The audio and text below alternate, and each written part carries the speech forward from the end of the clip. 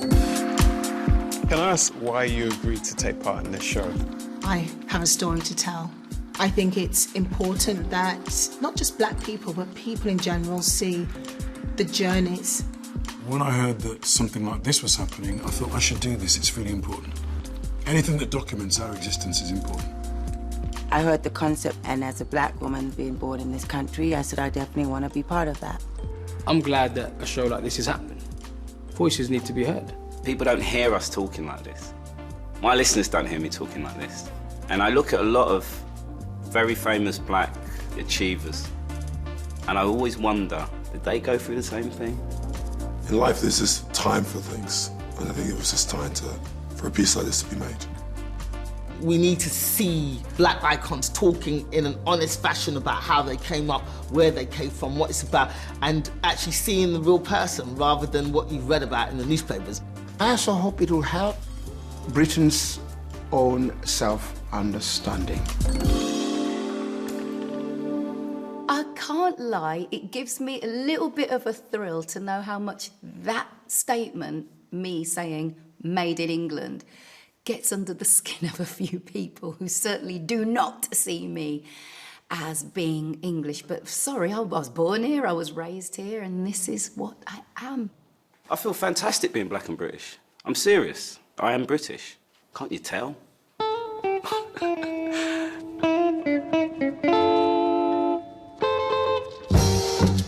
For me, Britain's important because I raised and I'm born here. Everything that I've done has been spawned from being in Britain. So I'm very proud of my blackness and my British heritage. This is the flag that I would always fly. I was brought up in London. I know as British as it gets. What can I say? I'm proud to be British. I just think we're very blessed to live in this country. I've served in the British Army, in the British Parliament, member of the Court of the Bank of England, the judiciary, the English and Wales Cricket Board. I can't be any more British. There aren't many British institutions that hasn't touched my life. I more think, are you losing your Jamaican? That's my question. I would describe myself always as West Indian. On my passport, it says British. But the passport I had in the West Indies also said British. Am I proud to be British? For many years when I was growing up, the society that you were in said very clearly, if you are black, you are not British. I didn't feel really British until in my 30s. I've never really felt British. Is the truthful answer. When a group of friends go to a friend's house and the dad doesn't let you in because your skin's a different colour, you don't feel like you belong. People are always asking you, no, but where do you really come from? Some people think in this country I'm American, which bugs me. I've often felt like I've had to prove myself more in my own country than anywhere else. I still feel that way. What is Britain? How do you define a British person? Britishness isn't about singularity. Britain is actually about difference. It's like a microcosm of the globe situated here in the UK. I think it's complicated today to be British, full stop. To be black British is like, feels like there's a gazillion question marks over that. This British accent has got me out of a lot of trouble. Being stopped by a police officer in America, and then I start speaking and he's like, oh my God, I'm sorry, I thought you were black.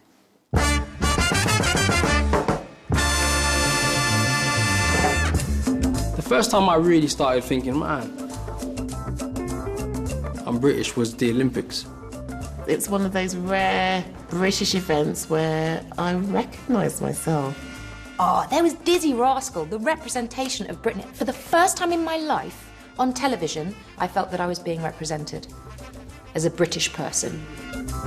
It was a real high point. The first time on a global stage where the black British experience was expressed as a vital part of British identity. This is a picture of me in full flight, singing the closing song of the Paralympic opening ceremony. And at that precise moment, and for the 10 minutes that I was on that stage, I became the symbol of what modern Britain is. Me, just me. Black athletes wrapping themselves in the Union Jack. And I see them people cheering for Mo Farah, and it didn't matter where he was from. And I was like, man, this is what I'm talking about. It has left a real good feel factor around us at the moment, you know, and that's great, and that does in itself bring community, but we need it on a wider scale. It can't just be sport. I always used to say to myself, oh, I don't have any heroes, I don't have this one person that I look to. Actually, when I reflect on it further, in fact, I have many people. I think the figures that have been most inspirational to me are the ones who are most fully themselves, because in the end, that's what I think anyone can aspire to be. And there's a wonderful African saying again, the person who stands out in a crowd, they're doing so because they're being carried on the shoulders of others. When Obama was thinking of standing for president, Michelle said to him, because she wasn't keen, what will you achieve? And he said, at least they will look at us differently. I sat up all night watching Obama's election. Sat up all night. It was one of those moments, I think, when you sit up and you watch history. I think everyone's aspiration levels went higher, basically. Everyone around the world, even in the depths of Africa, I think people were like, damn, if Obama can be president, shit, I can at least do something. I remember sitting my son down when Obama was inaugurated. And I sat there, tears streaming down my eyes. I said, Miles, you've got to look at this. You've got to look at this. He didn't really feel the significance, because as far as he's concerned, the #1 tennis players in the world were black. There's a black racing driver. There's a, what are you talking about, Dad? Well, you know, it's a different world, that kind of vibe. And I'm like, no, this is seismic. This is a huge moment. You don't understand. In my life, I never thought I'd see this. Do you know what I mean? I cried.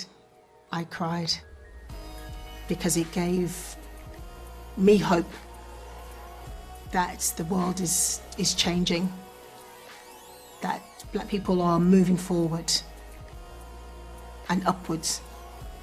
I believe we live in a day and age now where anything can happen. There was a massive thing around Barack Obama becoming president, so I don't see why there couldn't be a black prime minister. I don't see why not. It wasn't just Obama, it was the black family.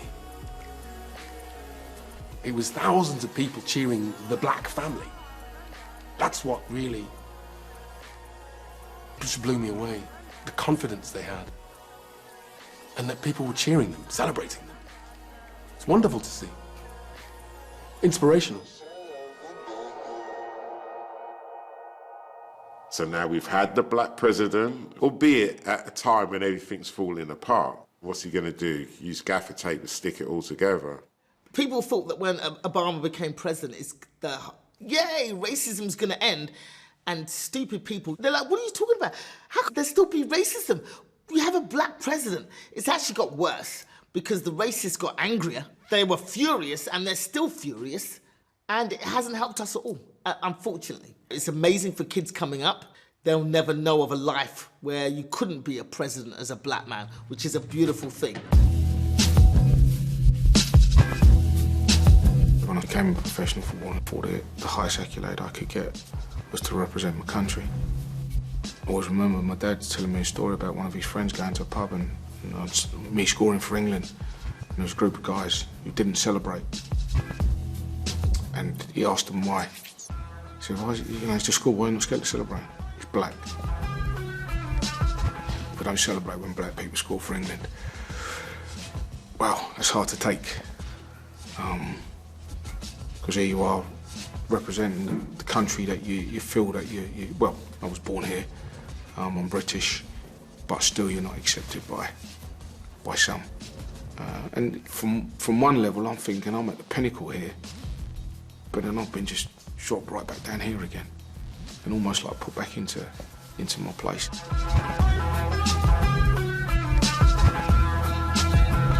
My wife was a secretary for the Church of England, Vicars, and she'd forgotten some material. So I actually drove from Stepney to walking to deliver it. So it meant I'm coming back slightly late at about 9 o'clock, 10 o'clock. Then I'm stopped by a City of London police officer. Tells me to get out of the car. It was raining and he searched me, and then he said, open the boot. I opened the boot. There was just nothing in the boot. And he looks at me, asked me, what's your name? I said, Sentamu. What do you do? By that time, he's seen my collar. I used to wear a dog collar, which I cut off because of Mugabe now. But anyway, he saw my collar. He says, oops, realizes what he'd just done. And I said, officer, any reason why you stopped me and why you searched me? How did I feel? When he said, oops, and it's raining, you said to yourself, we had finished the Stephen Lawrence inquiry. Our recommendations had been made clear. It is as if somebody hadn't noticed. I am a bishop. I have a bit of education. I can defend my case. What happens to an ordinary black guy? That worried me. It still worries me. I've been shocked by the xenophobia recently around Brexit. I used to be really proud of Britain when I traveled in Europe, and I heard and saw levels of discrimination over there, and I used to be really proud, and I used to say that would never happen in Britain. That would never be condoned in Britain. Most people who voted to leave the European Union, they were voting on immigration. So there's this whole atmosphere of xenophobia and racism. I've been racially abused at least 3 times on the street now in South London. It's extraordinary. So we are at a pivotal time now. As long as we're in denial, we'll never progress. I think it's sad that I can read books from James Baldwin and literally make direct links to the things he was talking about in the 50s and 60s to 2016 in Black Britain.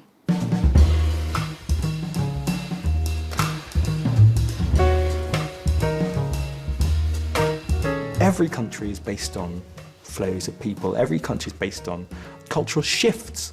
And, the reason I've lived in Britain all my life is actually because it's been more open to that than many other countries. I think Britain's, in fact, an incredible place because short of the Brexit vote, our entire trajectory in post-war times has been towards an embrace of difference and diversity. I think immigration, different sets of people coming together and living together, not always happily, has made Britain all the stronger, all the better, all the more exciting, all the more significant internationally as a place to live, because we have this conversation that takes place all the time about who we are. There are lots of white people with whom I have more in common than lots of black people. To be working class and white in Britain and to feel that you've been overlooked, undermined, forgotten, disparaged. And they're angry. They're angry that they haven't got jobs. They're angry that their industries have gone. They're angry that their politicians don't stand up for them. I actually have some sympathy for that. The place where I depart is, well, who's to blame for that? And of course, there are some people who will blame the visible other or the audible other, someone that they can hear speaking a different language, someone who's wearing a hijab or a niqab. I'm pretty sure that those Roma children or that Muslim woman did not trade in credit default swaps that crashed the economy and drew all the money out of the local council that means that you're no longer getting the disability services that you require. I'm sure it wasn't her. I think in that dialogue, the issues of specifics relating to Black Britons perhaps has been a bit lost. We always used to be part of the working class and Labour. I think those boundaries have gone now. And perhaps many of us are now maybe more aspirational, maybe identify with just a different political idea.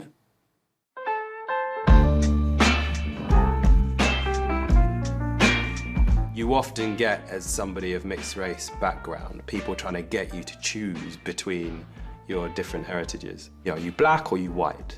I am black, but I also have a European background too. How can you be both? I always remember Tiger Woods making the statement, "I'm not black," and it was on the front page of Britain's biggest selling black weekly, The Voice. Tiger Woods says, "I'm not black."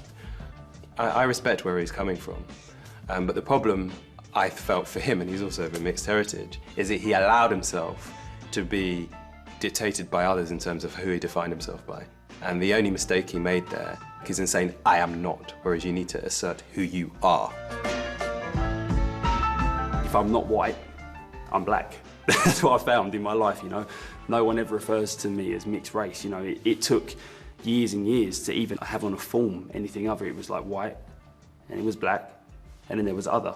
And I remember so clearly my mum taking a form back to a counter and saying, "If you think I'm gonna tick other for my children, you've got another thing coming."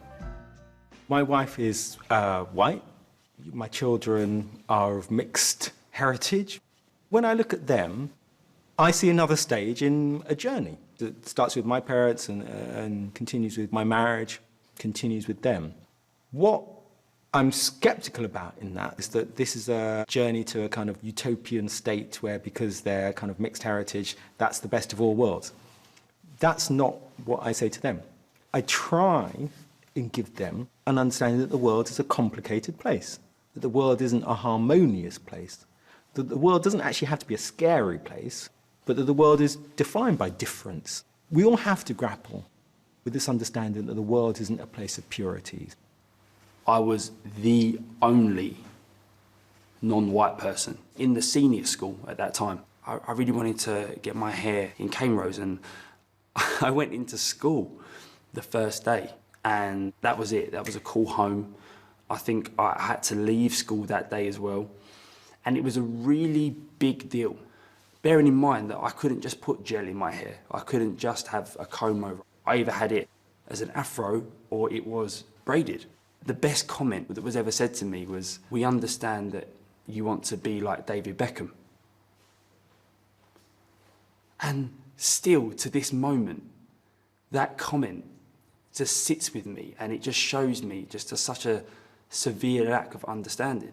And it was my mum, who is my white parent, who went into the school and said, "You're actually victimising him for the hair type he's got, you know, his racial identity, and you can't do that."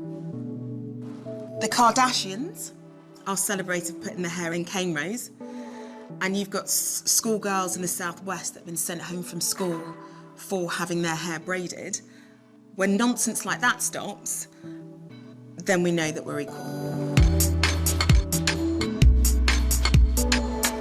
As early adapters and early creators, early inventors, early messers abouters, black artists rarely get the credit they deserve. When it comes to the word appropriation, you have to look at individual cases. When it comes to appreciation, that is obviously a lot wider. Yeah, I call it stealing. I don't call it appropriation. Oh, right, it is appropriation, but it's stealing, it's theft. Because they're taking it, they're using it, but they're not acknowledging where it's come from. It's theft. I agree. I do. I think there's a thin line between appropriation and appreciation. When you get someone like a Taylor Swift, for instance, lampooning culture, that's when I have a problem with it. But when you have someone who appreciates it and puts it on a pedestal and says, "I appreciate what it is you do so much, I'm going to try it myself," that's when I think that that person shouldn't be chastised for it. It's a problem. It's really important that we know where our inspiration is coming from. And if we're going to take, let's give it back. And it's fine, you know, to appropriate black culture, because we've appropriated white culture in a lot of ways. And that's why, with that fusion of those things, we tend to walk tall. Serious. Black culture for me in Britain, I find it's the roots, like, of everything. It starts in the streets and it makes its way up to the top. You put that weed, as you call it, a bad seed, put it in the ground, put the concrete over it. Let's just cover that right up there. It's gonna come through, man. It's gonna come through. It's gonna come through. It's gonna weave its way through. And you've got black people as a whole were there against all odds, reinventing and coming back through. I think we came into Britain not so much like a wrecking ball, but like a tidal wave. Consumed everything that was there, kind of culturally, threw it up in the air, and then when it landed, Britain was never the same again. And it could be, you know, Chris O'Philly getting elephant shit and putting on a painting, or Basquiat doing hip-hop art and elevating it to fine art. Oswald Boateng putting his flavour into clothing. Marianne Jean-Baptiste being her own bad self at the Oscars, you know. Michaela Cole being so poised and so cool and so elegantly styled when she picks up her Royal Television Society Award and saying just the right thing. Because actually, this creativity is worth something. And what's interesting is that we know what that is from the get-go. And it takes a while for other people to catch on. We go, yeah, that's something I was doing 2 years ago. Now we're doing bebop. Yeah, okay, yeah, that's cool. But now we're doing rebop. Black culture should be celebrated and it shouldn't be watered down. I have a very, very strong influence from the Jamaican side of me, and I want that to come across as well. And I would love to just see Black British culture put on the mainstream platform in the UK, because I think there's a need and a hunger for it. And I think for our sanity, we need it, because it's part of who we are. I'll tell you who's going to change all of this. John Boyega will change it all. John Boyega is a brilliant, brilliant young man. He's a mainstream name. So now he can sell a film in China because it doesn't matter that he's a black actor. He's John Boyega. He was in Star Wars. I'd just say that this is a time of change in general. So you have transgender people who are changing things and are monarchs of change. Feminists, big up Emma Watson, by the way, who are these advocates of change and empowering females. There's gay people who are coming and changing things, and it's great. So you have to let the black guy change something, man. You have to. I think we have huge advantages. We are interconnected with the rest of the world due to our families in a way that many other Britons aren't. And we've got links to all of those countries. And Britain can harness the links that we have to bring opportunity, not just for our own community, but for all of Britain. I think we've got a very, very important role to play going forward. We're now waking up to this role that we have, or more so, this identity that has been lost somewhere. Oh, we're supposed to be American. No, we have our own thing. Hey, we not only have a right to be here, but we can fly, by the way. That's like fact. I think we're on the edge of a sort of a revolution. It's on a really an awesome level. People want to hear from us. Could you raise the picture up just slightly, please? Maybe it's one of the proudest moments of my life other than having my children. It's a real thick gauge. I wouldn't actually call it a sculpture. It sits right plumb in the area that I used to hang out. The only shame is the fact that my parents didn't really get to see it, but at least the grandchildren get to see that. I figured that being in the melting pot, somebody sometime will ask a question, who's that geezer? What's all that about? And they'll go on and talk about the Funky Dread. My message to everybody in the future, including my grandchildren, would be to have a happy face, listen to a thumping bass, so we all have a loving race. There was a reason why my parents came here. There was a reason why they thought that their lives could be bettered by being here. And despite, you know, the racism and the prejudice that they experienced, they still were able to have that opportunity. It wasn't taken away from them. As hard as it was, they were able to rise up the ranks. With both my parents, actually, I feel like I'm continuing their journey, which I think is what we're all doing.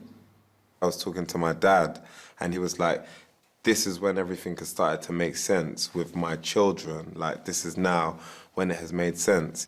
We're in an interesting time right now.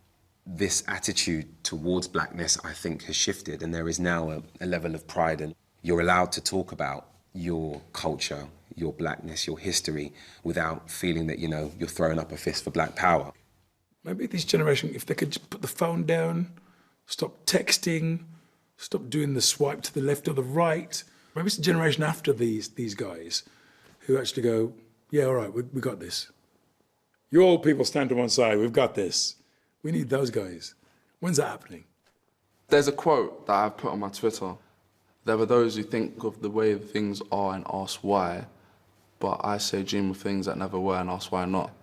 Being British to us is about all these diverse and complex influences coming together, and it creates a raw energy because it's always evolving, it's malleable, and I think it can be what you want it to be. And I think that's really exciting because there's a kind of a fire there that is burning, and it really excites me. I think it's brilliant that we've got potentially a generation underneath us who haven't got those same barriers or the same baggage that we had.